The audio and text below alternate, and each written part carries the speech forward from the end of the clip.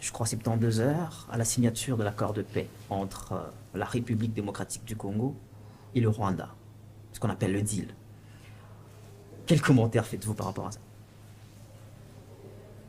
Bon, je ne veux pas que nous soyons considérés comme des jaloux, mais il faut rappeler les faits. L'accord de paix entre la République démocratique du Congo et le Rwanda n'est pas en soi une mauvaise chose. Néanmoins, sans des résolutions internes, des solutions internes aux profondes crises de la République démocratique du Congo, tout accord international posera problème dans le cadre de sa mise en œuvre. L'histoire nous rappelle beaucoup de choses. Ce n'est pas la première fois que la RDC signe des accords de paix. Et nous sommes tous sans ignorer que la vraie paix, elle est d'abord interne. Ce que j'ai appris encore en diplomatie est que la politique étrangère d'un pays est en tout cas les reflets de sa politique interne.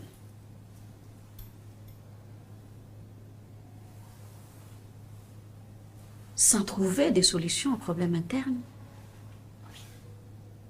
en passant que les solutions trouvées à l'international viendront résoudre ces problèmes, on se trompe soi-même.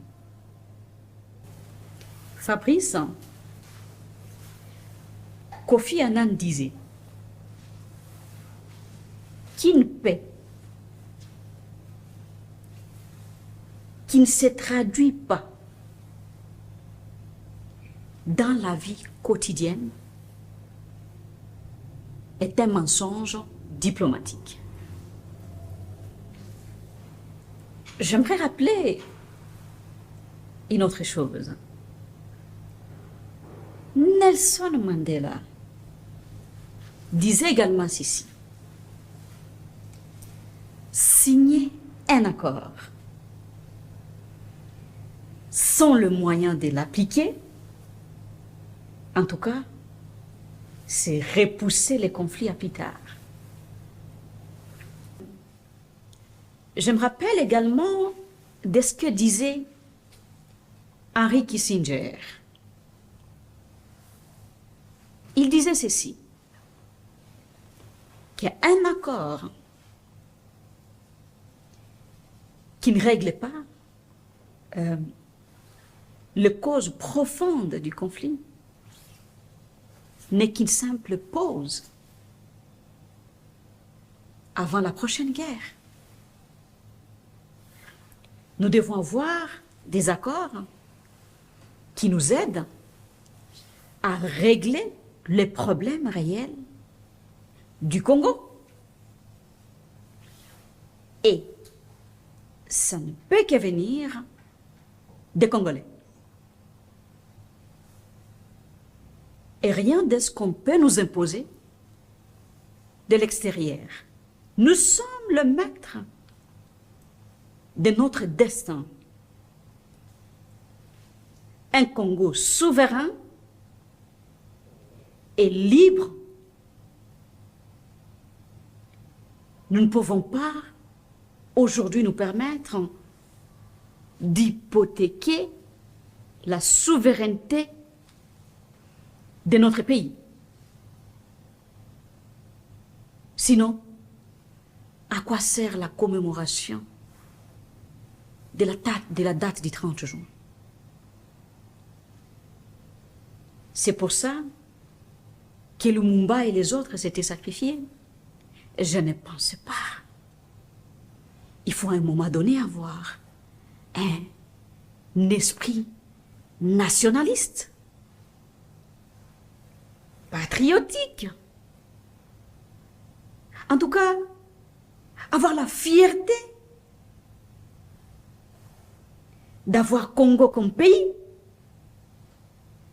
un peu d'orgueil, parce que le Congo nous appartient. Et les problèmes du Congo doivent être résolus par des Congolais. Tout d'abord, parce qu'il s'agit de notre destin, de notre avenir, de l'avenir de nos enfants. La raison pour laquelle nous soutenons les démarches de nos pères spirituels, notamment la SENCO et l'SCC.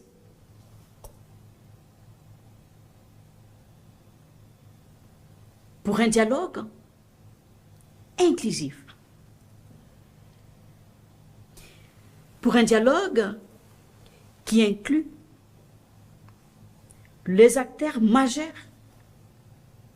politiques de la République démocratique du Congo et toutes les forces vives. Parce qu'il s'agit du Congo,